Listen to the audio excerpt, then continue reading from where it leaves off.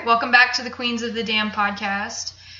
So last week we continued with our true crime theme, and we decided, we were getting to be a little depressing with our episodes, so we decided we needed to have a little fun. So we are going to do a different kind of episode, but first, we want everybody to know we are going to be changing our release dates to Mondays because we had to just change our recording schedule. So we will be releasing on Mondays now. Every other Monday. Yeah, every other Monday instead of Fridays. And we may switch to a weekly schedule in the summer when everybody's schedules are a little bit freer. And then we'd be going back to every 2 weeks in the fall. But we'll see about that. So Yeah, so I guess pretty soon we're going to be doing a lot of episodes. But yeah, for right now, it's just it's going to be every other Monday. So yeah, with this episode, it's going to be totally different than what we normally do. Basically, we're calling it the Battle of the Ghosts. And Nikki and Rachel are going to fight it out. They picked their favorite ghosts, and we're going to try to decide I have to decide who had the best ghost. So it's going to be a lot of fun. We're super excited about it. Our plan in the future is to start doing giveaways with these episodes. So we want to start incorporating our listeners. So maybe we'll announce it when we decide we're going to start doing it. But next 2 or 3 episodes, I think, maybe we're 1 or 2. In the near future, when we do another one of these, we will just have you guys send in your submissions for whatever the topic is. You can email us at our, qotdpodcast@gmail.com. Or you can DM us on Twitter or Facebook or whatever way, or, any way you want to, and just let us know what your picks are. And we'll have really cool giveaway items for that. So that's going to be a lot of fun. And when we do, well, okay, I'm getting ahead of myself, but when we do, don't just tell us what your picks are. Tell us why. Yeah, you gotta, because Nikki and Rachel, they're gonna... Nikki's got some extensive notes here, so you're going to have to... Yeah, but that's not always the best thing, because Rachel can, just pull out of her brain all the stuff that she remembers from it, and it's like she has taken 4 pages of notes, and I have to write shit down, because I cannot remember. You put a microphone in front of me, or a person in front of me, and I go... I've never read a book or seen a movie. Oh, yeah. Yeah, no, I get that. Yeah, you'll have to let us know. Explain it. Tell us why. If we haven't seen it, then we need to know what you're talking about and everything. And there won't be any bias. The plan is to read them on the episode for the first time and all that kind of fun stuff. So without further ado, I guess let's start our Battle of the Ghosts. Oh, maybe we should say what kind of things we're going to be giving away. I know, I'm just excited about it. Well, we've been looking into trying to partner with some, smaller shops that make horror-related items, bath items and, toys and decorations and stuff. So that's the kind of stuff we'll be looking to kind of support smaller businesses with it. Yeah, and there's a lot of cool horror-themed stuff out there. So we have a lot to pick from right now. We haven't actually contacted any of these people, but we hope that some of them will be interested in doing that in the future. Yeah, and the hope is for them to be themed like the episode. All I can think about is that Leatherface lotion now, because I mentioned it to you, and now it's all I can think about. Why isn't it Buffalo Bill lotion? I think they do make that. That is a thing. But, stuff like that. We'll have stuff that's themed, like that kind of fun stuff. Or, if we do a werewolf episode, I keep thinking about your bath bomb, your American Werewolf. So Porcelain Wolf is a shop on...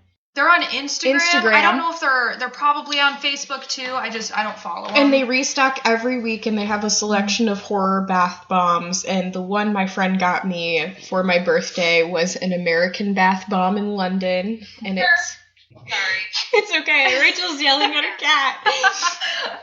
It's shaped like a moon, and it has a moonstone inside. And when you put it in, it smells like heaven. When you put it in, it's glittery gold and gray, and it's just a magical thing. Yeah. So they make a lot of really cool stuff. They have a Camp Crystal Lake one, they have a Jaws one. They have a lot of cool stuff. There's a lot of really cool websites out there. Yeah. But yeah, hopefully we'll get some, and we will announce what the giveaway items are. We're not going to just be like, hey, send us in your submissions and not know what you're going to get. We'll announce it. Yeah. And it'll be cool stuff. Hopefully. There's nothing like opening a present you didn't want. Yeah. Although socks are not a bad gift anymore. There's so many podcasts that advertise socks. Really? That they're really excited about it. That's too, awesome. So That's awesome. I could totally use some like Freddy Krueger socks. Actually, we should make that a point. Gloves. Oh yeah. Okay. Yeah. This is a whole other thing. Now I'm getting all excited. I'm gonna turn out Etsy. Ditch. Okay. So. Okay. All right. You're the what do you call this? The I don't know. Ref. I guess I'm the referee here. All right, Rachel, you're up. Okay. So my choice for best ghost story is The Turn of the Screw by Henry James. It's a classic. It's one of the most well-known Gothic ghost stories. It is, I guess I would consider it like a novella. It's only like 7 or 8 chapters, I think. It's real short, but it packs a punch. So the story is about this governess who she's never named, and she gets hired to care for these 2 children, Flora and Miles, in this like really isolated, of course, country home. Nikki. Oh my god, I didn't even fucking notice it. For those of you that can't see, she's wearing the mask from Scream. And I think she just made Miranda pee her pants a little bit. I noticed it was on the floor up here, so I just. It was hysterical. I'm sorry, Rachel. Go ahead. To win. She's trying to disrupt. I'm sorry. That was just too good of an opportunity to pass up. How long were you sitting there? Dude, it took like 45 seconds before anybody noticed, and I was getting so hot. Oh my god. Okay. I'm sorry. I won't interrupt you again. That's okay. So, anyway, so she gets hired to be a governess for these 2 children, Flora and Miles, in this really isolated country home. And she's hired by their uncle. Their parents have died. The previous governess has also died. And he kind of tells her, well, I'm not really interested in raising these children, so you're kind of going to have to raise them by yourself. So she gets to the house, which is called Bly, and she meets Flora, the niece, and then she meets the housekeeper, Mrs. Gross. The next day, she gets a letter from the uncle who says that Miles, the boy, has been expelled from school, but it doesn't say what he did. So the governess, of course, is really upset, and she's trying to question the housekeeper, and the housekeeper just says that on occasion he's bad, but she won't tell her exactly what she means by that. So the governess goes and picks him up from the train station. So she works there for a little while, and then one night she's out walking around, and she sees a man in like the tower on top of this house. So it's like a turret on top of this country mansion. And they make eye contact, but she doesn't say anything to anybody about it. Then later, she catches the same man peeping in the dining room window, and she runs outside, and the man's gone. And when she looks into the window from outside, the housekeeper has walked into the room, and it scares the shit out of the housekeeper. And so the governess starts to say, I've seen this man walking around. Who could it be? And the housekeeper says, well, it must be Peter Quint. He used to be a valet here, but he's dead. Oh. So the governess starts to believe, kind of out of nowhere, really with no prompting, that this is a ghost of the valet, and the valet wants to do something to Miles, the little boy. So they kind of continue to go about their business, and then one day they're at the lake. She's at the lake with Flora, the little girl, and she sees a woman dressed in black. And she just senses, she doesn't know, but no one says anything, but she just has a feeling that this is the governess who committed suicide. But she has no proof whatsoever. And she's absolutely convinced that the little girl saw the ghost, but isn't saying anything about it. So at this point, you kind of start to get the sense that, is there really a ghost? Is it really haunted? Yeah. Because this woman, she's doing all of this based off nothing. Mm-hmm. She's just absolutely convinced that these are ghosts that are trying to harm the children. No one else has said they've seen them. There have been no other disturbances. It's just the governess. So she goes to the housekeeper again, and the housekeeper tells her that the valet and the old governess were too free with the children. And she doesn't elaborate what that means, but it's kind of hinted that it's something sexual almost. And so everything seems to be fine for a while. And then one day she's walking down the hallway and she sees Quint, the male ghost, halfway up the stairs. And then he vanishes. And she goes into her room and she finds her bed curtains pulled forward, and Flora comes out from behind the curtains on her window. And she asks Flora, what are you doing? Why are you in my room? And Flora just won't reveal anything. So she continues to see the ghosts, like in the house, outside. She sees the children at night kind of wandering around the grounds. And the housekeeper starts to become concerned, and she starts to tell the governess, you need to write to the uncle. Even if it's not ghost, something is wrong. You need to write to him, but she won't do it. She threatens to quit if the housekeeper writes to him. When Miles tells her that he wants to go to school, back to school, she freaks out. She, buries a letter that she gets from a school inviting Miles to come. So, eventually, she just becomes completely obsessive about the children. She will not let them go anywhere without her. She is constantly behaving inappropriately for the time, towards them. And one night the little girl disappears, and the governess finds her out by the lake, and she sees the ghost of the former governess. And she starts screaming and crying and screaming at the little girl, and then the housekeeper who's come out to see what all the commotion is, that she knows they see the ghost, and they're lying, and they are both just like, you're crazy. There's nothing here. There's nothing here. And so the next night, Laura and the housekeeper leave to go get the uncle. I'm sorry, my cat is catapulting over here. It's a ghost. He's helping. So the next day, the niece and the housekeeper leave, and the governess is left alone with the little boy. And they go outside, and she sees the male ghost, and she points him out to Miles, and Miles tries to look, and she says, who is that? And he says, that's Peter Quint, you devil. And she shields him in her arms, and then when she looks down, he's dead. And that's how it ends. Oh, wait, the boy was dead? Yeah. Oh my God. And it's completely unexpected. So, jeez. One of the big themes of this book is the idea that no harm is going to come to these people. I mean, the governess is afraid of the ghosts because they're scary. It never occurs to her to take the children away.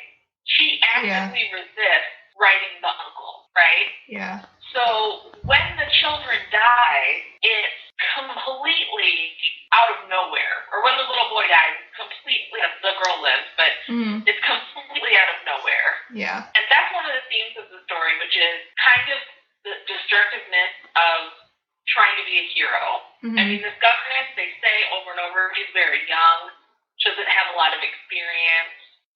She's basically running this entire estate, which she cannot do on her own. But she doesn't look for help. She barely lets the housekeeper help her. She will not write to the uncle. But instead, when these things start happening, instead of trying to get help, she takes on more and more and more responsibility. She tries to save the children from seeing the ghosts.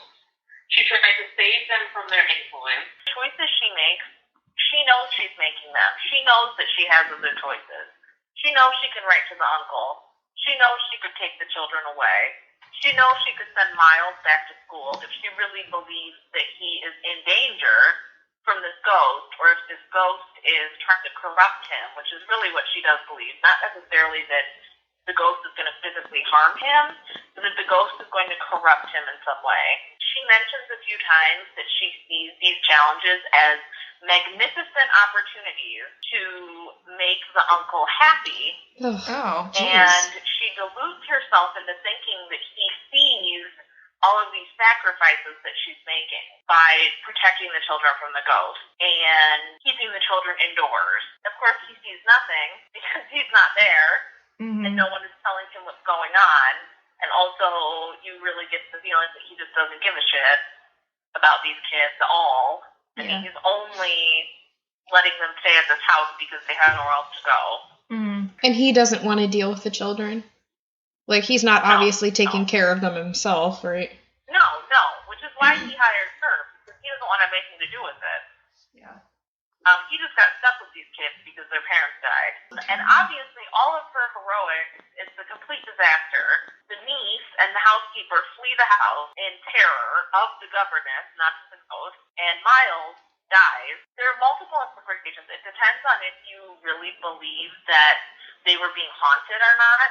One of the big points of the novel is what Miles says right before he dies, which is, "Peter Quint, you devil." And the way that it's written with the punctuation, you don't know if he's saying Peter Quint is the devil, or if he's saying the governess is the devil. Yeah, see, when you said that, I thought he was saying that the governess was the devil. Mm-hmm. Yeah, and again, it just depends on your interpretation of the story. Mm-hmm.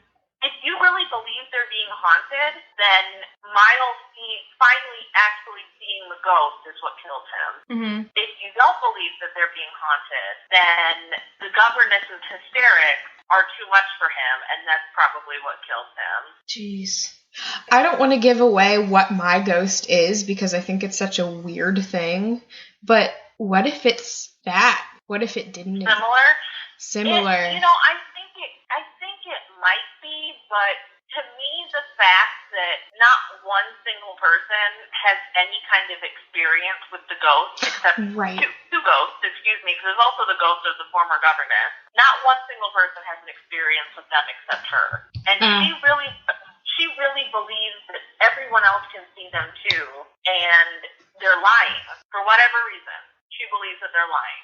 And I mean, again, it's really I've read interpretations that it's the children that are playing a joke on her, and that's why she keeps seeing them running around at night, why she finds Flora hiding in her room after she sees the ghost. That was my interpretation. That it's the children and the housekeeper messing with her. That was my interpretation when I read it, because I just got a really sinister feeling from the children.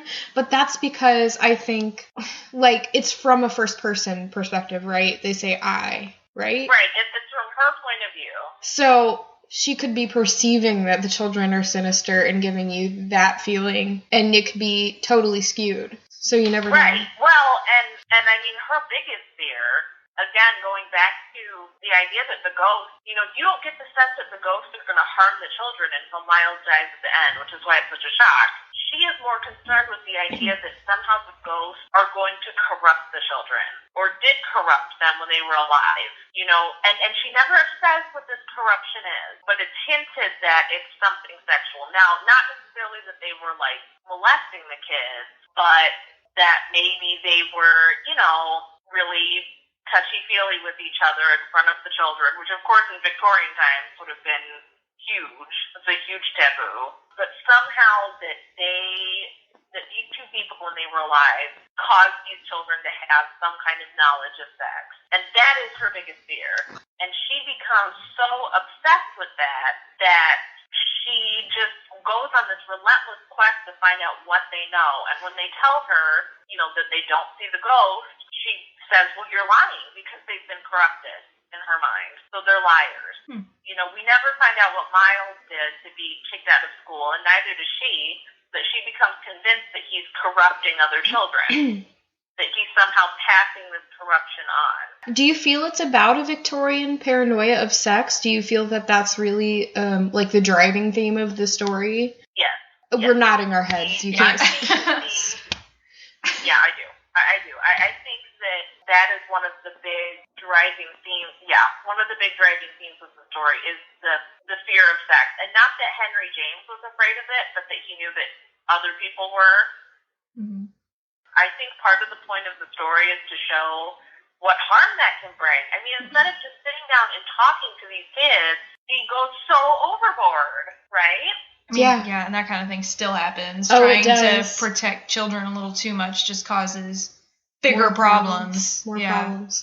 And the governess is really the adult character in the book who clearly does not know anything about sex. The housekeeper is married, and the uncle, you know, you don't spend that much time with him, but, like, it's kind of hinted that he's, like, a ladies' man. But the governess knows nothing. She's not married. She's never been married. She's very young. When she finds out that there was this quote-unquote corruption from the valet and the governess who were involved with each other, she thinks it's disgusting, but she's also obsessed with it. And I think part of her obsession with corruption of the children is that she's ashamed that she is obsessed with it. Mm-hmm. Yeah, and you know what's funny is that I was just going to bring up that I watched an extra on the Penny Dreadful DVDs that said, like, it talked about sex in the Victorians, and of course they had the guy who played Dorian Gray, like, in the interview and everything, and they were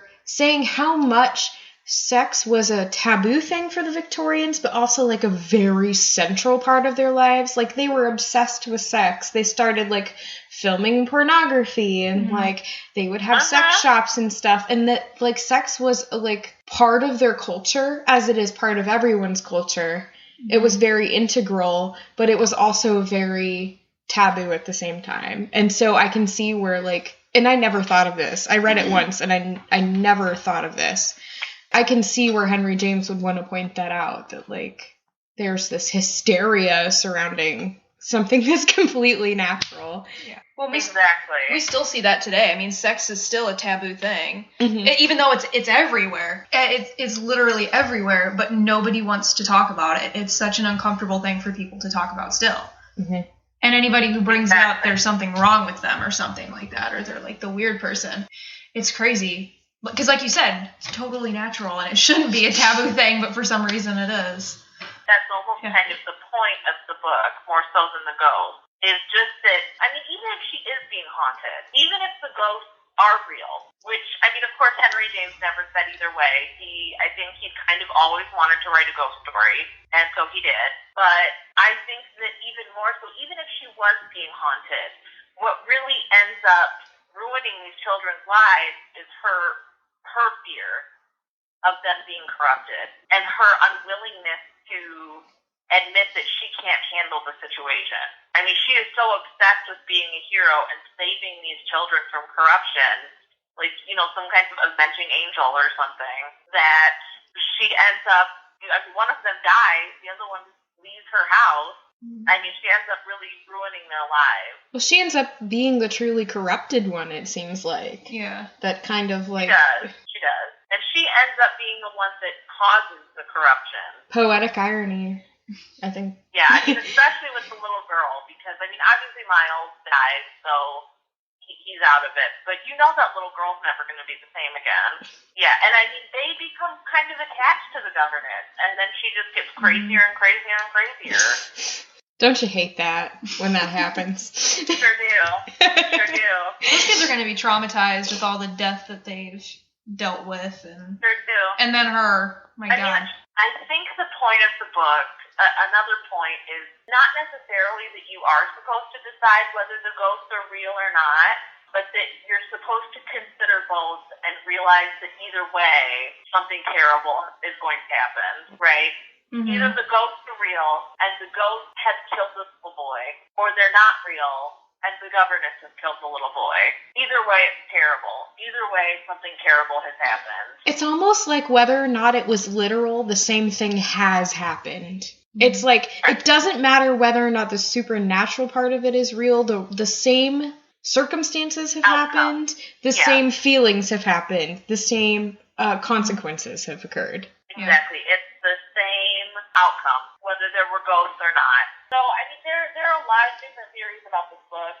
Obviously, there's the theories that the ghosts are real. There's the theories that the ghosts are not real. People have pointed out clues in the novel where the governess could have kind of figured out what these people looked like without actually seeing the ghosts. Just from descriptions made by the housekeeper and some other characters, she could have kind of figured out what they looked like. There's also some people who believe that governess had repressed rage towards the uncle, and so that's why the main haunting is done by the valet. I mean, the governess is also there, but the valet is the one that she feels like is really terrorizing them. And I also read an analysis of it that said that, yes, they were child molesters, and that if you were reading this in Victorian times, that was the message she was trying to convey. That's kind of the hints that they're dropping about the valet and the governess, is that they were abusing the children, but that reading it from a modern perspective, we don't necessarily pick up all those clues that we would if we were reading it in contemporary times. You know what's funny is because the running theme is like, the ghost is whatever's wrong with you. Or like the ghost is whatever's wrong with your society. That's what a ghost is. Right, exactly. I mean, in this case, the ghost is either child molesters or this insane governess who can't deal with pressure and instead creates these situations to save these children.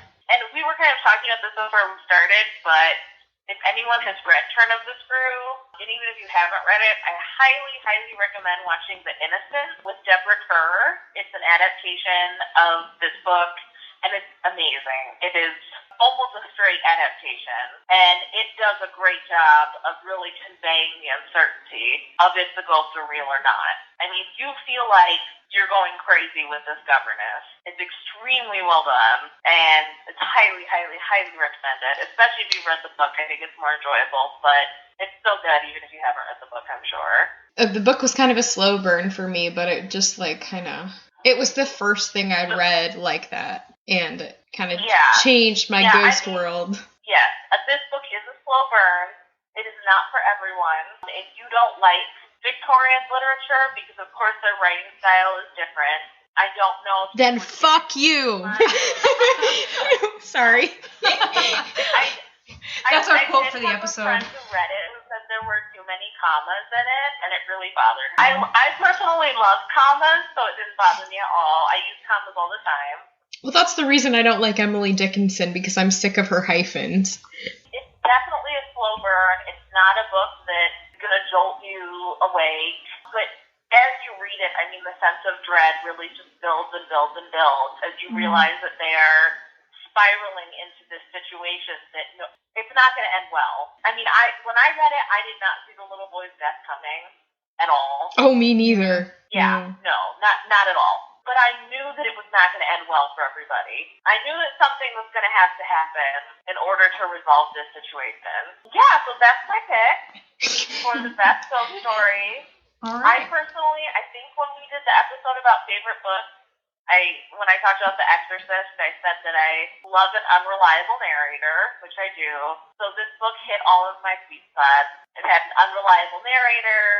It had super preachy Victorian themes. It had a lot of commas. It had, and it was open to interpretation, which I love. I love a book, and especially a ghost story, where you can interpret it multiple ways. And no way is wrong. I personally don't believe that there were ghosts, but if you told me that you read it and you thought there were ghosts, I would say, I can see that, and that's a legitimate point of view. I don't think that there's a wrong interpretation of that story, and to me that makes it really fun. I mean, to me that makes for a fun ghost story. I would rather have something that I have to think about and try and interpret than just a straightforward, the house is haunted and that's it kind of story. That's something I appreciate in like all medias though, or all mediums of art. Like I always hate when musicians or authors or something come out and they tell you like, no, this is what it means. Because everything is just it means so much more to people when they can, put themselves into it. And so it's kind of a bummer when people do that. But yeah, that's awesome that there's so many different ways to interpret it. Yeah, once you put something out into the world, it's fair game. Like you're making it for humanity, right? Well, maybe you made it just for yourself, but once you put it out into the world, it's for humanity. And humanity is going to take it. And the ghost is part of you. Like it's part of what gets you when you read the story. I mean, Rachel's talking about like if she would talk to somebody who said there were ghosts, she'd say cool because there's so many ways to take it, and it depends on like what issues hit you when you read it, and that like it's really just it's like looking in a mirror every time you read a ghost story because the ghost isn't a ghost. It is. And I do like straightforward ghost stories. I do. There are plenty of ghost stories that I've read that the house is haunted and okay, it's not really open to interpretation, and I've really enjoyed it. But I just prefer a story where even if you know the house is haunted, there's some kind of deeper meaning behind it. Mm-hmm. It's not just there's a ghost because they died here in a really bad way, and that's it. And I do think it's interesting that there are hints in this book. I mean, to me, that just gives it a deeper layer. That there are hints in this book, like I said, that they were child molesters. I probably would not have picked up on, but if we were in Victorian times, we would have gotten it right away. We would have understood it. Mm-hmm. The way that it's coded. A certain wording could be completely scandalous to somebody in Victorian times that we would just pass right over. Like I said, all the housekeeper has to do in this book is raise the specter of corruption. All she says is corruption, and immediately the government's mind goes to sex. I mean, immediately. Mm-hmm. For me, corruption, I'm thinking, like, money. Okay, well, it could be any variety of things. Yeah, the first thing that comes to mind for me is, like, dirty politician. And that's indicative of our times. Right. Well, I just have to say this. You can cut this out if you want to, but I recently at work saw a car that had, first of all, a bumper sticker that said, money is the root of all evil, and then right above it they had a bumper sticker for Trump. And that just made me mad. That was... Like, you missed the mark so much. Hysterical. Yep. Yeah. I mean, this book, to me, is just the ultimate. I think that there are quite a few books, one of which may or may not be discussed later, that take a lot of inspiration from this story. I would certainly say my other choice, I considered doing The Haunting of Hill House. That took a lot of inspiration from this story. I think any ghost story that has, because I mean, I can't think of an earlier, and I've read a lot of ghost stories, I can't think of an earlier ghost story that has some kind of ambiguity in it. I mean, the majority of them seem to be kind of more of a straightforward haunting. Even Edgar Allan Poe's story, he didn't really do anything. Any ghost stories? Well, I mean, the one I'm thinking of, like, is the one everyone knows, Telltale Heart, and I think the meaning in it is so, like, I mean, I'm not saying it's not a great story, but the meaning in it is so shoved in your face that it's like... The Telltale Heart? Yeah, it's like, you know what that's supposed to be. That's more about guilt. Yeah, and I'm saying, but that you get that right away. It's not layered under anything. It's completely there. You know that's about that man's guilt. Right. Yeah. The story, I think, has influenced a lot. It's influenced a lot of media. There are a lot of movies that I've watched where I think, boy, this seems a lot like Turn of the Screw. And it's just one of a kind. The ultimate. The first, and it's the ultimate. For me. Yeah, I think a lot of times people forget the original source of things, but if you have to, like, honor those, maybe they've been developed, since, but they were the original thing that started. They started this whole genre, or they started this whole, like, way of using this plot twist or whatever, or this ambiguity. Exactly. Well, there was this movie that came out last year. I don't know if you guys saw it. It was called The Disappointments Room. It had Kate Beckinsale. I've heard of it, but I did not. It was but it sounds super familiar. Yeah, when you were talking about this, it reminded me of that, just because there's this room. She keeps thinking like she's seeing ghosts in the room and throughout the house, but she's just not sure. And it's not. I didn't think it was a good movie because it was not climactic at all. Like, it just ended, and I was sitting there like, it's done. I had no idea it was going to end because there was no climax in it whatsoever. But yeah, it was kind of similar to that, because I was also thinking at the end, like, okay, were the ghosts there or were they not there? And she was like freaking her family out and running her family out of the house. And yeah, so it was very similar to that, but definitely not done well. So yeah, and again, I mean, I can't think of if I'm wrong, someone please correct me, but I can't think of an earlier story where there was ambiguity like this. I mean, I can think of, like, The Woman in White, where at first you're not sure if it's a ghost, but then they explain it all, so...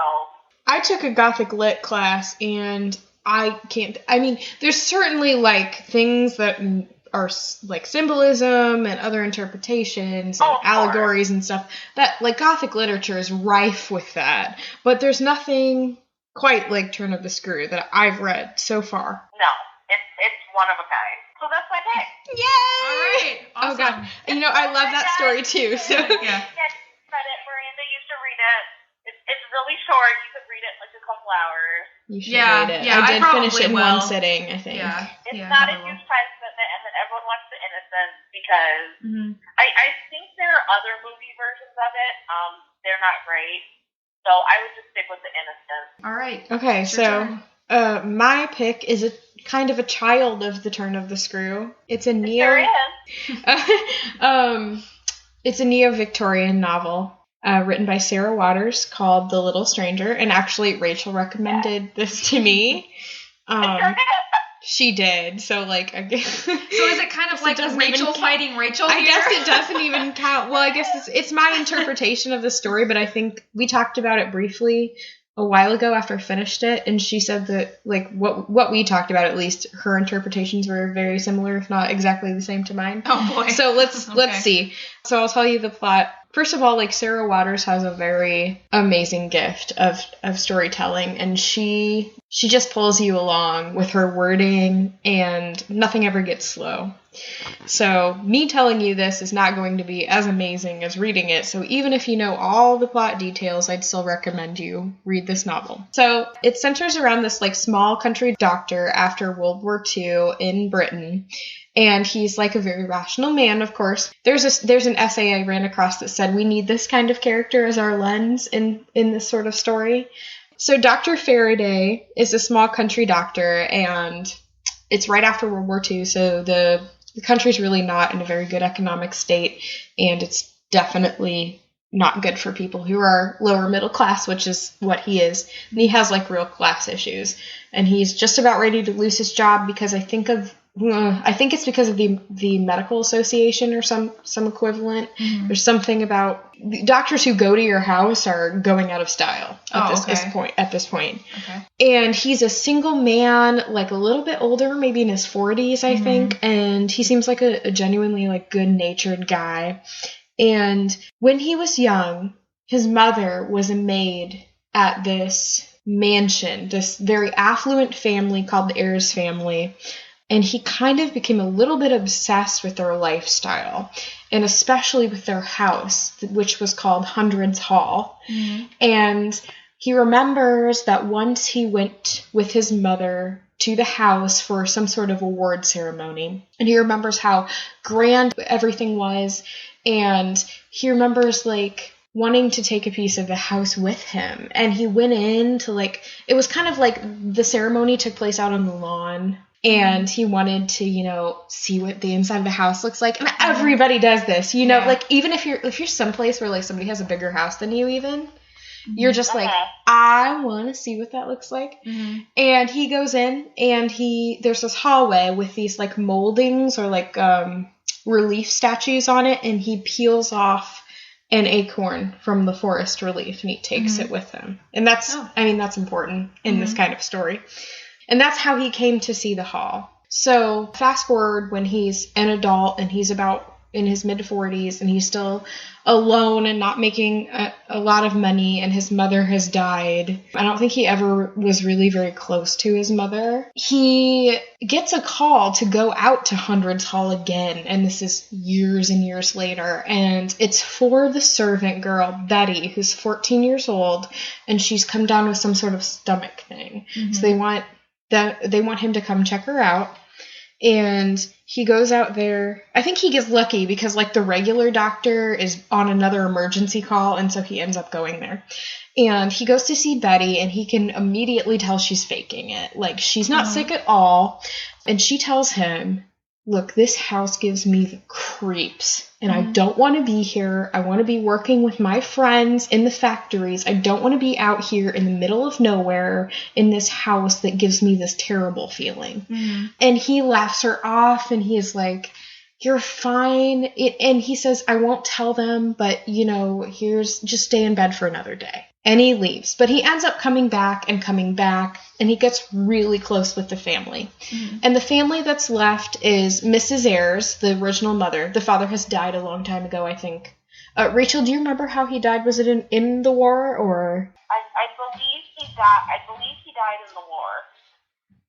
So he probably died in World War II, but I mean, it's not important. He's just not there. And then there's the brother and sister, Roderick, who has fought in the war and has been injured and has a limp, and the sister, Caroline, who's like a plain woman who she doesn't really care much about her dress, and she's like a little bit older. She's considered like unmarriageable now because she's too old and she can't have kids, and she lives there and tries to keep up with this house that they've lost a lot of their money because of the war, and she's trying to keep up with this house and all the finances. The brother is really trying to keep up with the finances, and it's just kind of falling apart around them, like typical Gothic story. Mm-hmm. So the doctor gets close to this family, but you can tell in a way that he sort of resents things that they have that he doesn't have, and there's kind of this awkward barrier like between this family that he loves dearly and himself because of who he is and who they are. Mm-hmm. Roderick's like the head of the house who takes care of all the stuff, and he is in this old room with one like huge desk in the middle of it that has all the farm papers on it, mm-hmm. like all the business papers. And the doctor falls into conversation with Roderick, and, you know, Roderick's had a lot of problems that the doctor hasn't had, like, oh, what am I to do with all the servants, and, like, oh, I'm sorry, we only have one servant now, and, you know, all this, you know, like, it is kind of falling apart around them, but you could think they could sell the house and get a smaller house and be okay. Yeah. But he's resenting that, and then they try to throw this party, and the doctor shows up to support them, and the dog bites a little girl in the face and disfigures her terribly. And this is like a beloved family dog, mm-hmm. and it would never hurt anybody. So it was kind of a nasty little girl, kind of like the girl who shook the fish in Nemo. Oh yeah, yeah. Okay, that's kind of who I thought of her. But but you know, that happens, and then the dog gets put down. Oh, that's not that important. But it's awful. It's the most awful part of the story for me.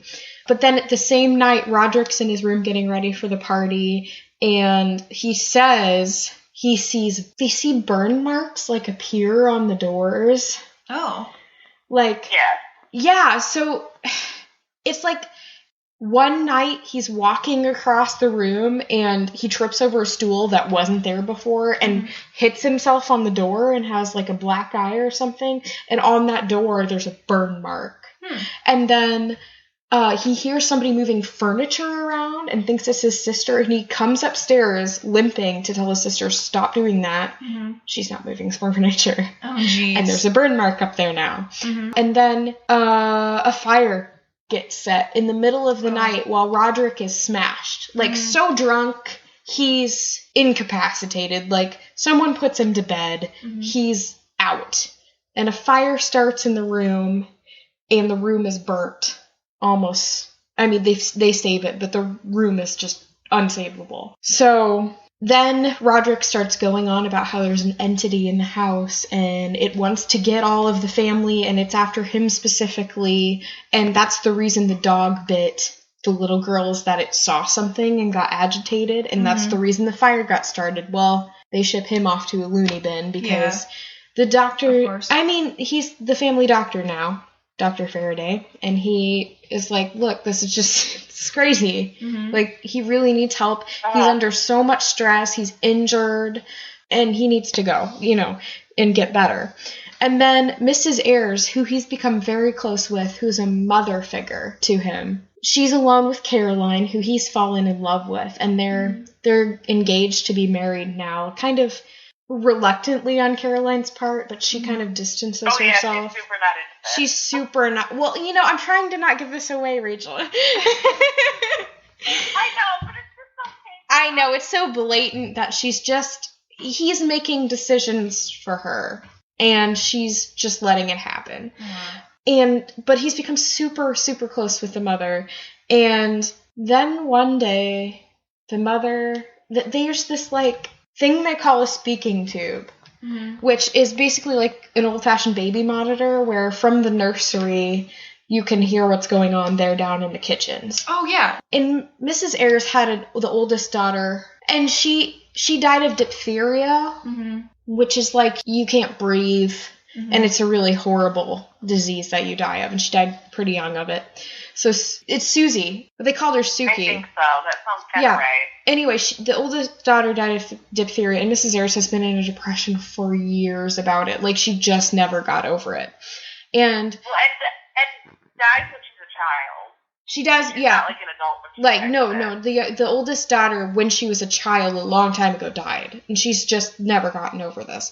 Well, then, through the speaking tube one day, they start hearing these noises that come from the nurseries that have not been used in years. And Mrs. Ayres goes up to see what it is, and she goes in the room. Oh, my God. I know. Oh, my God. When I read that, holy shit. I just got chills. When I read this, I lost my shit. She goes in the nursery, which is just abandoned, and goes to see, you know, like, is there a squirrel up there or whatever. She shuts the door, and she starts hearing footsteps outside. But it's like somebody running up and down the hall, like really fast, like outside the door. And then all of a sudden she hears like this blast of noise through the speaking tube. Oh wait, no, she puts her ear up to it, and she hears like a wheeze, like a oh my God, breath. Yeah. And then she gets so scared, she thrusts her arms out the nursery window and cuts her wrist. She's not trying to kill herself, but, like, she's so scared she wants to jump out the window. Yeah. And that incident passes. She lives. You know, they get her. They go up there. There's nothing. Yeah. Then Dr. Faraday's in the garden with her. He's trying to watch her because she's saying that her daughter's with her all the time. And her daughter is not very nice sometimes, and she pulls up her sleeve. And there's bite marks and scratches and gashes everywhere on her body. But they're all within reach of where she could have, you know, done it herself. So he's like, she needs to go to a hospital. So he plans to have her go to the hospital and has Caroline watch Mrs. Ayres overnight. Well, Caroline falls asleep for a second with the door open, with her in view, and she wakes up and the door's closed and it's locked and she can't get in. And there's only one key and she can't find it. Well, long story short, they finally get in the room and Mrs. Ayres has hung herself by the doorknob. So you have to really want to die if you hang yourself by the doorknob. Yeah. And the last thing that happens after that funeral is Caroline breaks off the engagement. She's like, I don't want to do this. I never loved you. I'm sorry. I'm going to sell the house and I'm moving out of state. And Dr. Faraday gets upset and he sleeps in his car or something and gets a call that Caroline's dead the next day. Oh my God. And then they cut to the court scene where they're doing a trial to just make sure it wasn't a homicide or whatever. And Betty, the servant, is the person who kind of witnessed the death. And the thing is that Caroline went upstairs to check on something up by the nurseries. And the last thing she heard was Caroline running. And then she stopped and she said, "You." And then she had fallen off the top of the stairs and killed herself. Oh my God.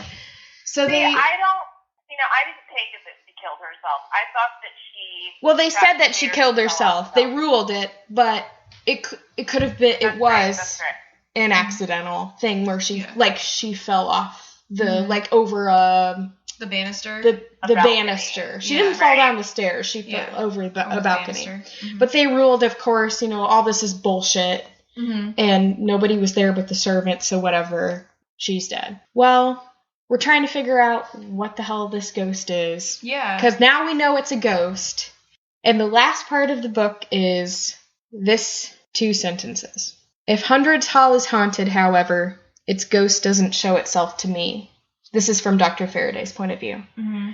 For I'll turn and am disappointed, realizing that what I look at is only a cracked window pane, and that the face gazing distortedly from it, baffled and longing, is my own. So, I know. So, did you figure out what it was? No.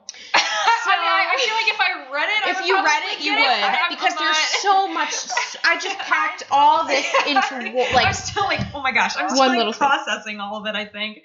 Rachel, what were you saying? Oh well, I would say that the only reason that I figured it out is because there's a point in the book where another doctor that he's speaking about this whole situation is like offhand. He's like, oh, well, I have heard of such and such. And then as I kept reading after that, I was like, oh my God, that's it. Yep. So without that, I could see where you couldn't figure it out.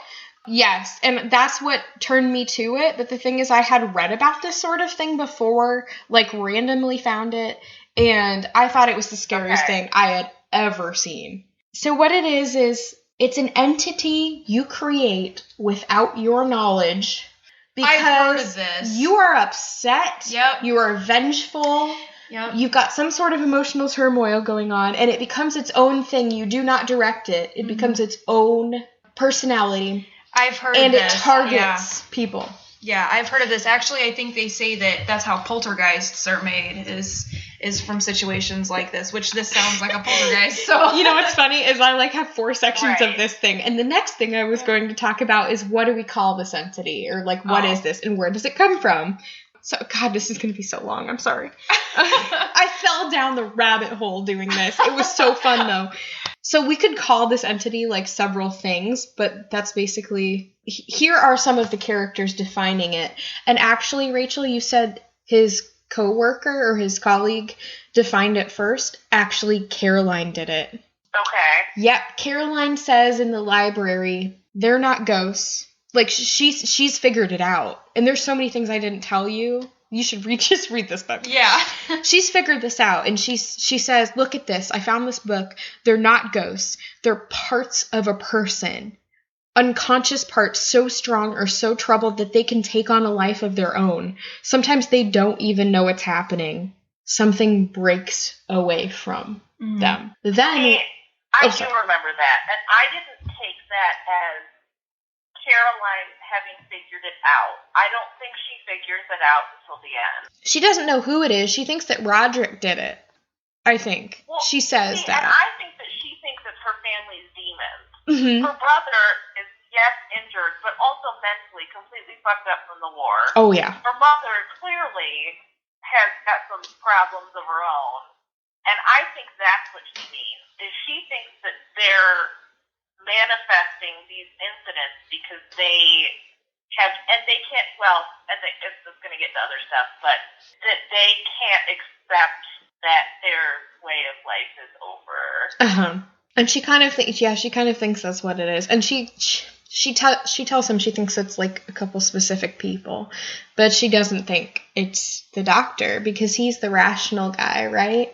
Mm. It's not him that's doing it. Yeah. But and then he's not a bad person. oh no. But I don't like him anyway. Well, then his coworker or his colleague Celie says he cites Frederick Meyer, who apparently was a real paranormal guy who did psychic research. And he said, the subliminal mind has many dark, unhappy corners, after all. Imagine something loosening itself from one of those corners. Let's call it a germ. And let's say conditions prove right for that germ to develop, to grow like a child in the womb. What would this little stranger grow into? A sort of shadow self, perhaps. A Caliban, a Mr. Hyde.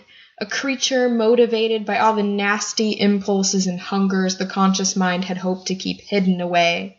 Things like envy and malice and frustration. So that's Celie hit on the head. So it's like the id come to life. Yeah, exactly. It's everything you want to do but stop yourself from doing because you're a civilized person. It just does it by itself and is its own thing. And different cultures have thought of different words for these things. In India, it's a tulpa, but usually that's a concentrated thing. You do it on purpose. Oh. And it doesn't have to be bad. It can be a good thing. Mm-hmm. Thought form is another word for it. Golem is another word for it. And in Japan, it's an Akirio. But that's kind of more like astral projection. Okay. Yourself. Yeah. Your whole self goes outside of your body. So that's... I know that... Golem, yeah, I know. You can just think of Lord of the Rings. Yeah. That's all you do. I'm thinking, damn it, Tolkien. Oh, man. Okay, yeah. I want to talk a little bit about why these things happened. Why things became so heated that this person, who seems like a rational person, created an entity that kills a family. So there are some really good academic articles about what's going on here. Mm-hmm. So number one thing is class. Like I told you about the disparity between the class and his kind of jealousy of what the Ayres family has. So the whole family represents things that Faraday can't have. And Roderick, the first victim, is the best representation of that as the master, the legal master of the house. Once he's gone, well, then guess what's left? Women. Mm. And then that's a whole different ballgame. Yeah. Betty, the 14-year-old servant, class-wise at least, there's this article by Hilary Mantel who wrote the Wolf Hall series. Mm-hmm.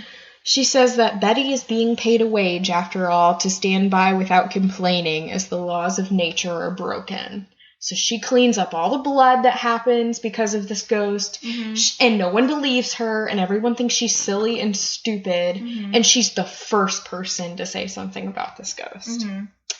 And then Mrs. Ayres, I kind of picked this up when I was doing this research and didn't realize it before, or she kind of represents what Faraday wishes his mother would have been. His mother was a maid in that house, and Mrs. Ayres is like everything that he wanted his mother to be, and he can't even remember. And so when she starts having thoughts or like actions contrary to his notion of the perfect mother, because she's obsessed with this dead child, right? Then she has to go. Then Caroline is not much of a class issue, but she's a feminist issue, so we'll get into that. But there's an author, Scarlett Thomas, who points out that this theory doesn't really make much sense, like the class theory doesn't, because the characters are so deeply layered and even likable that their downfall doesn't seem like a parable. It's not like, oh, the rich, let them die, because they're just like, they're real characters. Yeah. And so you can't see it as like a parable of the rich are withholding from us, because it just doesn't make any sense in the context of the story. But like for me, it's more of a feminist theory, which some other people definitely touched on. Well, yeah. So what I didn't tell you before is that Seeley, which is Faraday's co-worker, very sexistly said, then again, it's generally women, at the root of this sort of thing. When he was talking about this Freudian ghost that's happening. And guess what? Parapsychologists still believe this. They talk about poltergeist-like activity that happens, and it's usually when a budding female is in the house, and that it's because the female is moving things around and causing turmoil because, she's going crazy in her puberty and all this shit. Oh my God. Parapsychologists still believe this. Now, okay, if they said both teenage boys and girls, I would say, okay, there's a lot of chemical stuff going on in there, but it's not just the girls. Fuck off. Oh my God. So it's not a changed thing at all. Rachel, were you going to say something? Oh, all I was just going to say about the class issue is just that when I read it, for me, and I think it's hard for Americans to read this kind of book to really understand, because class is not the same here as it is in Britain. Class, especially then, was huge.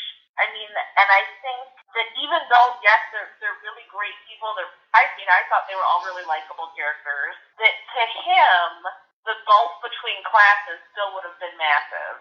It wasn't just like, oh, these are just like my nice neighbors who live in this big house. More like, to him, and especially at that time when World War I was really the beginning of the end for these kinds of families, but World War II just really sealed the deal. Yeah. And, you couldn't intermarry. Europe was an upheaval, especially Great Britain with the class system. Everything was just in disarray. Yeah. No, and it was a huge, in this book, they make you see how huge of a deal it was for them. How you don't talk to people outside of your class. You have to maintain a certain set of social, behavior when interacting with those who are not in your class, if they're your doctor or whatever. it's a huge deal. I think that Caroline represented for him his inability to move upwards in class because she rejected him. Like, marriage to her would have been a move upward. And he was denied that. And that's when everything just ended. Mm-hmm. Right. Yeah, so that's a good point. I think that I mean, part of her rejection, I mean, part of it is that she doesn't like him. But I think part of it is, even though she's a very practical person, I would say, I mean, she's one of the more practical people in the book. Oh, yeah. But she would never really have been able to bridge that class divide. I mean, he's beneath her in station, even though their house is in disarray. I mean, even though they have nothing. These people are probably poorer than he is at this point. They probably have so much debt, and that house is falling apart, that still for her, he would have been a downgrade. I thought he was just clingy. That's the vibe I got. Like, he's so needy. You can just see it, like, he is needy. Coming off of him in waves. Well, it could just be the fact that she was being married off. And she doesn't like him. I mean, there's a big part of it. Again, I mean, she doesn't like him in a romantic sense. I'd say at first she likes him in a friend sense. But in a romantic sense, she doesn't like him. But, again, even if she did, I couldn't see her marrying him. Because that's just something that wouldn't happen. I mean, that's not something that would have been acceptable. Right. So they have no money. Yeah.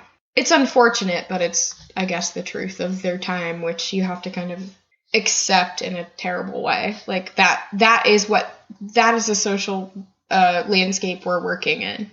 It's just the way it was, whether or not it was right. So, speaking of Caroline, well, she's a prime example. So, like, here's another Victorian ideal, things that Victorian people had to deal with. Like, this is from an article by Madsen. Victorian women were described as ethereal, essentially disembodied angels within domestic ideology. And within medical science, they were perceived as dangerously embodied creatures, racked by the upheavals of puberty, menstruation, childbirth, and menopause, incapable of sustained rational thought, prone to emotional outbursts and hysteria. So there's this, like, very opposing view of women, that, like, women were both thought of these perfect angels and these unpredictable batshit. Okay, but can I also say, like, that's still a thing now? Oh, no. Because this article says this is still happening. Yeah, because it's like people can't understand, like, that they hold women up on a pedestal, but then they also treat them like shit at the same time and think they're psychotic. I mean, oh my gosh. I feel like I say this every episode, that it's still the same. It's true, though. That's a good point, because this article did bring up that this is not only something that the Victorians did, but that it's something that we definitely still do. Mm-hmm. Betty the servant is the first person they go sexist on. Faraday's colleague hints at the sexist poltergeist theory, which is what I call it now. That, you got a teenage girl in that house? No wonder it's fucking haunted. And here's some proof from, guess proof, paranormalmd.com. Oh, jeez. The current theory behind this poltergeist-like phenomena is that the activity is caused by a person in the household. The agent is usually an adolescent or teenage female. It is believed that she unconsciously manipulates physical objects in the house by psychokinesis, the power to move things by energy generated in the brain. This kinetic type of energy remains unexplained, but even some mainstream scientists are starting to explore the idea that it does exist. Oh, shit. So they're Can we, like, mention Carrie really quick? Because now I feel bad. No, I love Carrie, and hey, maybe it does happen with, it's just, if you're going to say exclusively teenage females, I'm going to have a problem with you. Because that doesn't make sense. Yeah, no. Like, you have to say that females are a certain way to be able to say that. Mm-hmm. And I don't know. That's the first thing that happens, is Betty, the servant. Mm-hmm. Then the mother's targeted. Mrs. Ayres is an inadequate, quote-unquote, mother figure for Faraday. Not only can she not get over it was Susan's death, but Madsen says that when the depression persists after the births of both a girl and a boy, oh my God, she's perceived as unnatural and abnormal. A mother, and this is a quote from the book, a mother always loves her sons. Something must be the matter with her.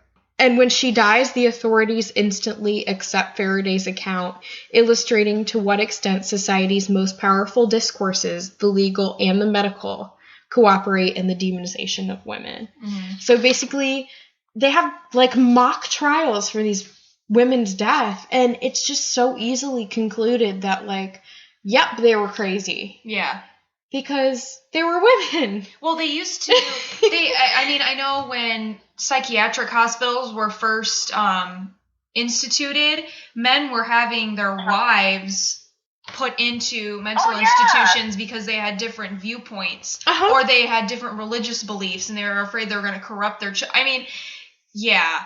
You know, I think we spent every episode talking about how sick we are of men treating women like they're crazy and for I feel stupid like shit. A lot of it originates from certain men. I don't want to say all men because that's not true at all. Yeah. Certain men's fear of women. Yeah. Like, No, yeah, I agree with that entirely. I think even Rachel said that. I mean, who in the end holds most of... I mean, really, when you get down to the bare bones, who in the end holds the power of the future of society in their hands is women. Mm-hmm. Women are the ones that give birth. Women are the ones that continue the species, and I think that's scary for men. Yeah. I mean, that just gets back to the whole, Eve and... Well, yeah, that...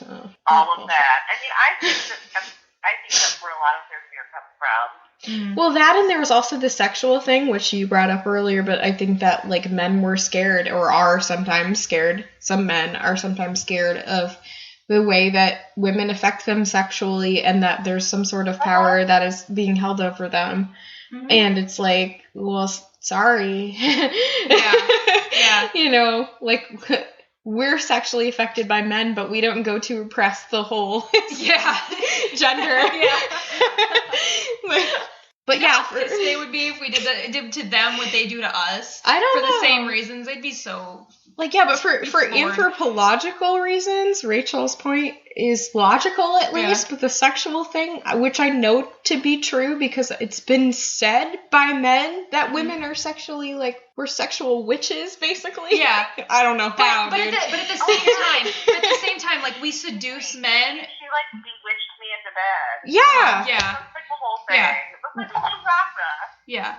And it's like, they think we seduce them, but women aren't allowed to enjoy sex either. No, that was the thing that it used in some cultures and in some time, a long time ago, it was wrong for women to enjoy sex. Yeah.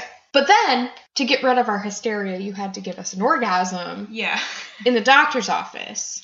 Did you know they used to think that certain mental disorders were caused by the uterus moving around the body? Yeah, that was hysteria. Yeah. That was your uterus moving. Fuck? So something I saw said that, like, they didn't think that women could ride a train going over 50 miles per hour because the uterus would fly out of the body. I've heard that. And I have to say, like, as someone who is pregnant right now, just like the horrible stereotypes that go around about pregnant women, like, yes, my hormones are really bad, and yes, I do get upset easily, but I'm not irrational. Mm-hmm. But, I mean, one of the stereotypes, which thank God, knock on wood, my boyfriend does not subscribe to, but one of the big stereotypes about pregnant women, or women on their period, is that, you become this monster, and you become totally irrational, and you just can't control your emotions. And, I mean, what are we supposed to do with you now? Well, I'm a monster all the time, so fuck them. I mean, and that's what I thought of. Like, I cry at everything all the time anyway, only I guess now I just cry for longer, but, like, I cry all the time anyway. Well, okay, so I had a conversation about this with one of my old professors. She was talking about how she had an argument once with her husband, and she was crying and she was crying while they were arguing about it, and he looked at her and he was like, why are you so emotional? Why do you have to be like this? And she just looked at him in the face and screamed at him and said, you're being emotional too. Anger is an emotion as well. You're being just as emotional. And when she said that, I was like, Okay, first of all, I was like, okay, I want to be like that in the future. I definitely want to be like that in a relationship. It'd be fantastic. But that's exactly how guys see it, is crying too emotional. But anger, that's not over emotional. Because it's manly. Yeah. Right. And if they cry, it's because something is, like, really sad, and so that's okay. Yeah. You don't get to, like... If you cry, it's because you're overreacting. You don't get to, like, create a spectrum for emotion. Like, that's already something that's been designated by nature, so you can back the fuck off of that. Yeah. Right? Like that. and it's not the... It's like saying emotion is bad, so which it isn't. No. So, anyway, no, we're not... I don't think we're off topic. I think it's still on it. Okay, anyway. Feminist I guess I can segue. I think that this actually does come back to the book. Oh, it does. That he sees, especially the mother, I mean, as being really hysterical and out of touch and, you know, kind of losing it, when he's the one that's having these extreme emotions that's causing everybody grief. And, you know, I'm going to keep going and tell you a little bit. I'm almost done, I promise. I'm going to keep going and, like, tell you a little bit about our reaction to Faraday throughout the novel. And that kind of figures in. But, like, the last thing in the feminist theory is that Caroline, the fact that she is intelligent, unmarried, and childless are all social crimes for women in the society of which she, the spinster, is both part and a part. And that was from Madsen. Also, she's not conventionally pretty, so fuck her, right? Like, he always comments on what she's wearing and how embarrassed he is by it. And it's like, because she dressed plainly. Oh my god. I don't know. And ultimately, it is the fact that she has broken off an engagement of marriage and is planning to leave the country that provides the judges at the trial of her death with the ultimate proof that she was far more concerned with ending a life than beginning one. Oh my god. There's so many things. I know. But ultimately, like, what we need to take away from this book, and this is the ultimate thing we need to take away from this book. Hilary Mantel, who wrote Wolf Hall, says that every ghost story needs a Dr. Faraday, a blunt literist with a sturdy sense of self. But after a while, his explanations require us to be more imaginative and gullible than we would be if we simply accepted the supernatural.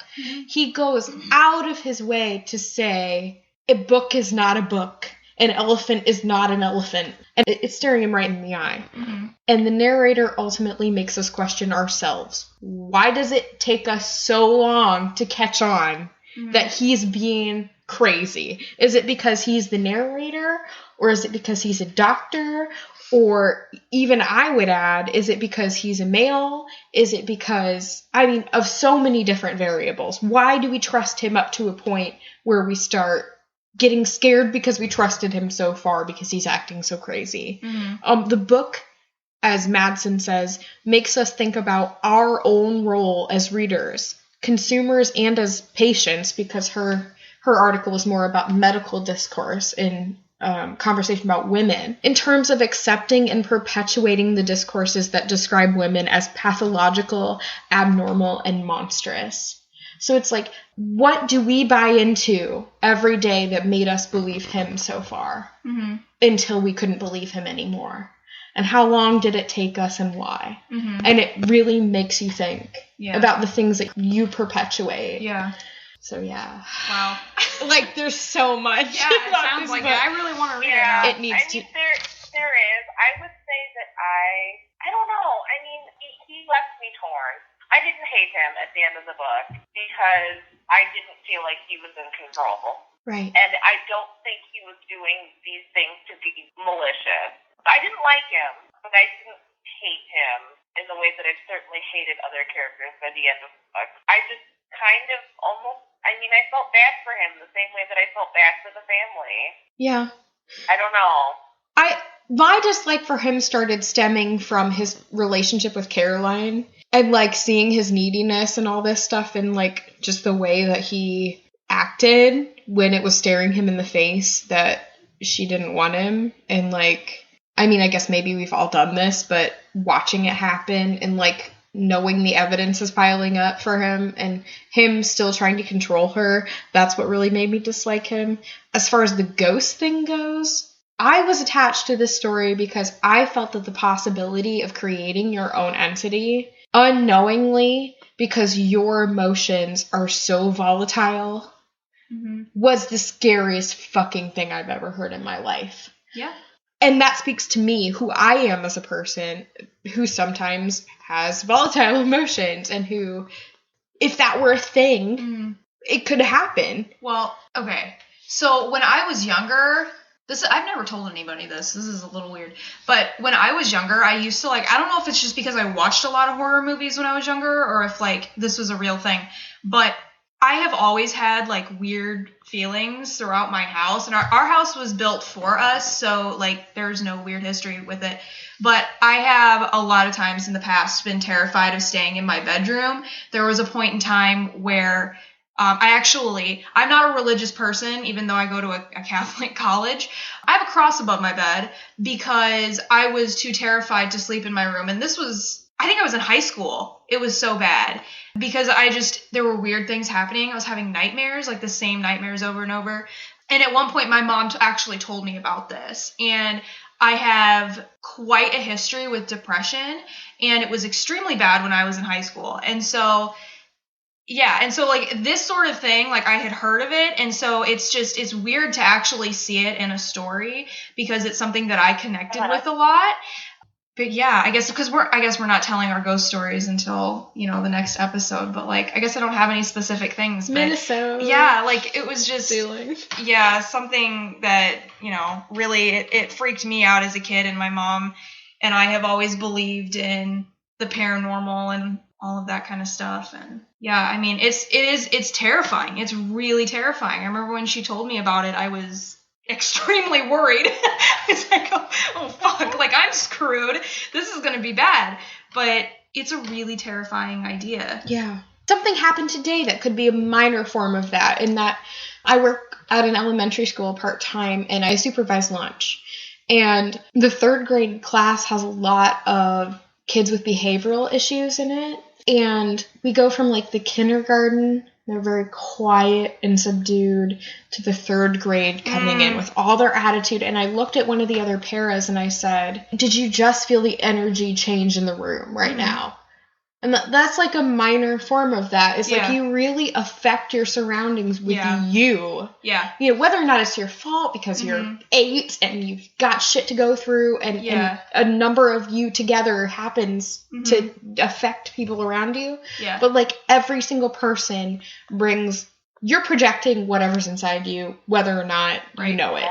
Right. You know? Exactly. Everyone can pick up on that. Yeah. We've all got that little... bit of the shining underneath us. Yeah, I definitely agree. And even, like, for people who don't believe in that kind of stuff, I know there are plenty of them. I would say, like, this still applies because, I mean, it still affects how you treat people, how you act, how you see the world. And it's the same thing, whether it's actually happening or not. I mean, it's your reality, and the way you perceive things is your reality. And so it's the same thing, whether you believe in ghosts or anything like that. I mean, it's still relevant. Dude. All right. Do I have to pick now? I guess. The thing is, I guess the mistake I realized is that, like, things are so unique in themselves that it's really so hard to say, like, better? Yeah. Not better. Different. Yeah. See, well, and my idea with this was that it was going to be more of, like, a fun episode. Oh, God, like, we can't do that. About stuff, you know, and then I realized, like, halfway through, I was like, oh, it's not going to work. What was that, Rachel? I'm sorry. Oh, it's just like, this is going to be such a fun episode. But in both books, it's like, and then this child died. Yeah. And we're going to kill off a family. I know, like, oh my God, next time, like, I almost picked, even though, like, there's no deep themes to discuss in it, but I almost picked Wait Till Helen Comes, because that really is, like, my favorite ghost story, but it's a kid's book. The Mary Downing Hahn one? Yeah! I need to read hers again. It's so enjoyable as an adult. I loved them when I was a kid. I need to read more. still enjoyable. So I reread it when I started working at the book rag. Someone brought it in, and it is still fun as an adult, let me tell you. I'm gonna pick it up again. Okay, so I guess we'll wrap this up. I guess my pick. Do I need to make a pick, or did we decide that wasn't gonna? You can make a pick. Well, I guess our giveaways are going to like depend on a pick, so we have to do a pick. But you can do an unconventional pick where I liked this about this better, or I liked this about this better. Yeah.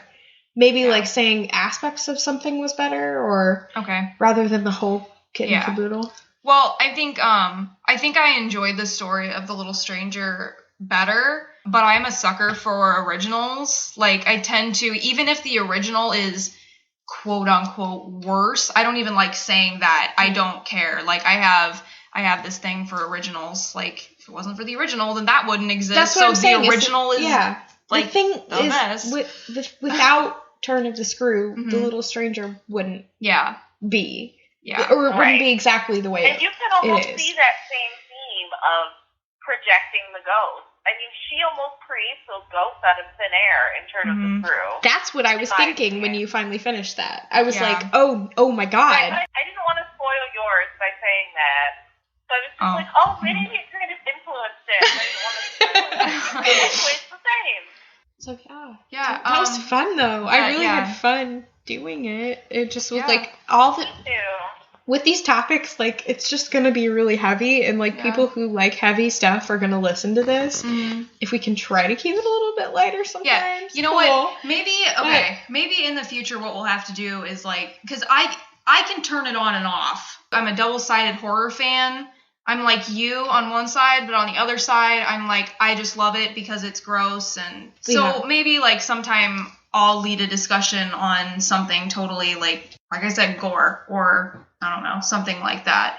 I do have moments where I go, you know. I do have moments where I go, and I'm making this up completely. I do enjoy the shot where she walked in and she was like, and she just like slashed people up, and it looked so fucking cool, and the lighting was like, the blood spray looked so magical and all that shit. Like, I do enjoy stuff like that, and I do say it, but like, I guess that lately I've been getting into a lot of like, the deeper aspects of why the movie was made and all, you know.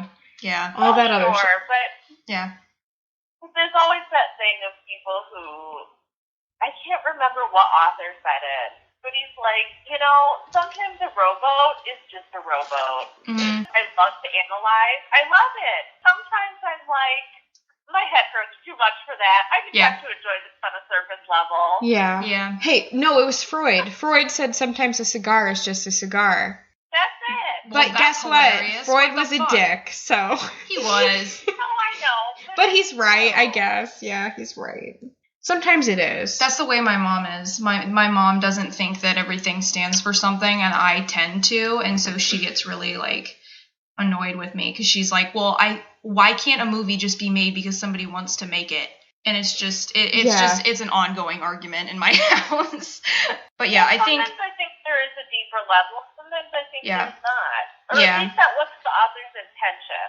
Yeah, the filmmaker's intention. Right. Now, if people take a deeper meaning from it, great. But sometimes I think that, like, I've never bought the idea that Lord of the Rings was some kind of huge allegory. Like, I'm pretty sure it was just, like, a story. Because he was so adamant that it wasn't. Adamant that it wasn't.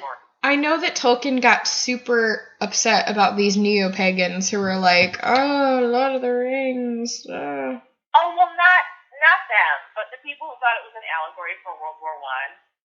Oh, okay, that. Different thing. Okay. Because C.S. Lewis. Tolkien was a Christian. He was always adamant that, no, it's just a book. It's just a pretend story.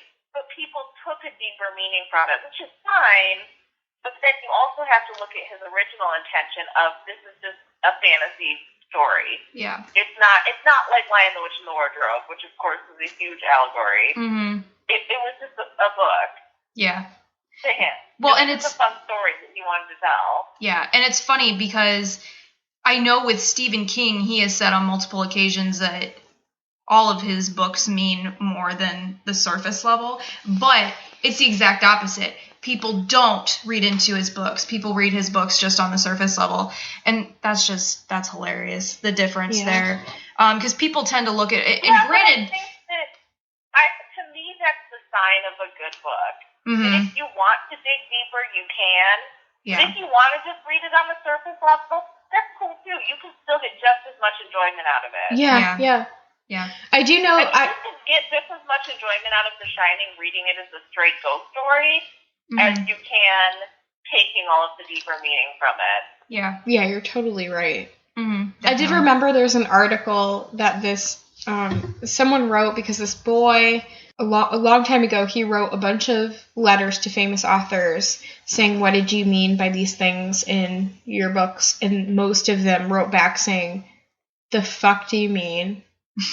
Like, I didn't mean any of that. I meant what I said.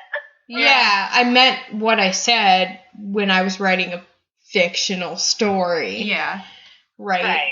I also think that people do that, but then there's always something driving it. Like, you don't just write a story because you can't. I don't think you ever can write a story because, and that's just me thinking that. You can't ever place yourself out of your time and your situation and what bugs you and what doesn't. And I don't know. No, I completely agree with that. And that's like that argument that I have with my mom is, even if it isn't intentionally that way, like, you see on Facebook all the time, why were the curtains blue? And the author says, the curtains are just fucking blue. Okay. Yeah. Well, sometimes the author may not have intentionally meant for there to be a reason for it. But, I mean, I'm a believer in, obviously, like, the unconscious, the subconscious. Like, there's stuff going on that you don't know about, and there's a reason that we do things that we do. There's a reason that we are who we are, and you can't turn that off. And it's the subconscious because you don't know about it. You're not conscious of it.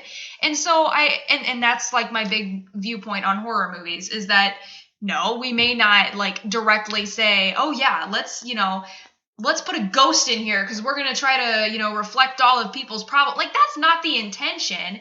But, sometimes it is. Sometimes there are directors that are like, have the whole grand scheme of things. But a lot of the times it's just people are projecting themselves in a manner that they don't, I guess, that they understand subconsciously, but consciously they don't. But other people understand it subconsciously, but not consciously a lot of the times. What's funny is Margaret Atwood, who is a woman that I admire so much, but I also disagree with quite a bit. She says that that's bullshit. She says, like, when I write a character, that's a character, and don't assume that character is the author. In any way, shape, or form. Well, yeah, no, I agree with that. No, I mean, in any way. Oh. The character, the story is completely separate from the author. But yet you're getting all these things that are so uniquely Margaret Atwood and her. Like, if you read a paragraph from her and a paragraph from someone else, you would be able to pick out her. Yeah. Because that's the issues that are being discussed are issues that get her. The humor in it is her. It's her. Yeah. I think she's a little bit too, like, she distances herself too much when she can't distance herself, in a way. Margaret Atwood. Oh. She says, don't...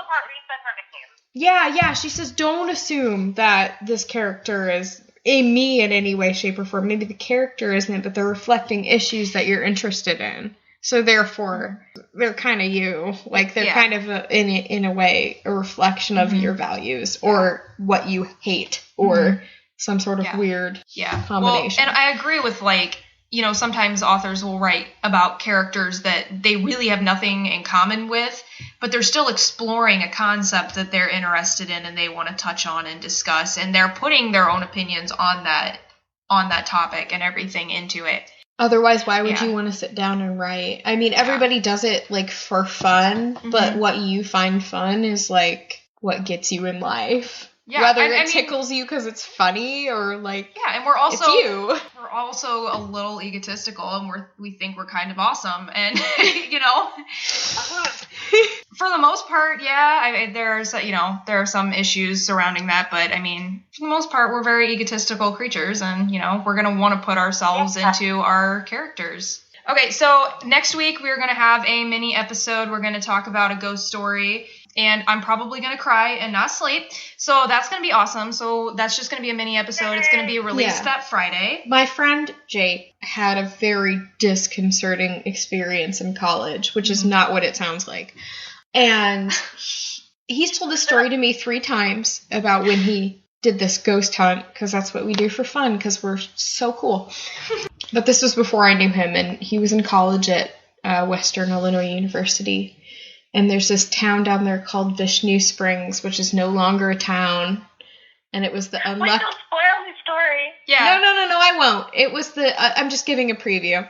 It was the unluckiest town in history. And he went and did a ghost hunt there and came back with an EVP, which I believe is totally genuine. It's so, oh my God. I mean, when I heard this story, and I've heard it 2 or 3 times now, I did cry. I had tears leaking out of my eyes because I was so scared. Yeah, and we're going to listen to this EVP at night in this creepy-ass attic. So he will tell us the story. Guys, and Wednesday night is like the one night that I spend alone. Oh, no. You'll love it. You'll love it. I could do this Wednesday night because he doesn't stay here on Wednesdays, or I don't stay with him. Oh, no. Oh, my God. Figures. I'm not going to sleep at all. So Jake is going to tell us this story, and it's going to be worth it. We're going to talk about maybe a few more of our personal paranormal experiences if we have them. It's going to be kind of a small episode, and we'll have that released on Friday after next. Yep. And then we'll have our regular episode released on the Monday after next, and that will be... We are going to cover mental illness and horror movies, which is something I think we've all been wanting to talk about for a while since there's a lot of controversy surrounding it. So I think we're going to focus a lot on Split. What did you say you wanted to talk about? I wanted to do The Taking of Deborah Logan. Oh, yeah, okay. And I think we're going to... I slide while we were starting. Okay. I'm going to do the Babadook. Yes! Oh, that's great. Yes, Perfect. I loved the Babadook. Okay, so, yeah. And I cried. a lot of people hated it, which is so stupid. I wouldn't watch it again, but I understood the themes, and I really enjoyed it for that reason. So yeah. So I think it's going to be, we might have to split this one into 2 parts, because as we were just sitting here talking about it, we were really coming up with a lot of different things we could talk about. So we'll play it by ear. We'll make the decision then, but it's probably going to be a pretty heavy episode. This one? No, I'm talking about the next one. Oh, the next one. The next one, the mental illness one. So, yeah, there's a lot to cover with that one. So we're really excited about that. And that one's going to come out on Monday since we're going to be changing up our release dates. So, yeah, we got 2 coming out soon. Make sure you follow us on social media, like everywhere. Everywhere. We have an image. Well, Miranda made an image that has everything listed. Oh, yeah. I was like, what are you talking about? So we've shared that on our Facebook, Queens of the Damn Podcast. Go to our Facebook. I think the first or second post is that image that has all of our social media. Facebook, Twitter, SoundCloud, Instagram. Tumblr. Wait, do we have an Instagram? No, I have an Instagram, though, and I post everything on my Instagram, so... Tumblr. All those things. Yeah. So, iTunes. That's Google important. Play. I mean, everywhere. And we still have so many places that we need to share it on, but mostly everywhere. But the best way to support us is to rate, review, and subscribe on iTunes. And even SoundCloud, because we've noticed, like, we all get notifications on our cell phones when we get a new follower on SoundCloud. It totally makes my day. It's so exciting. I love it. When that happens. Yeah. So, we do have, we have at least 1 review on iTunes, which is exciting. We do? We do. Is it a good one? It is. It's, I think, a 5-star. So, yeah. Yeah. Okay. So, yeah. Please, if you have the time, rate, review, and subscribe on iTunes. We really appreciate it. Tell your friends about the podcast. Yeah. Did we decide what we were going to say at the end of the podcast from last time?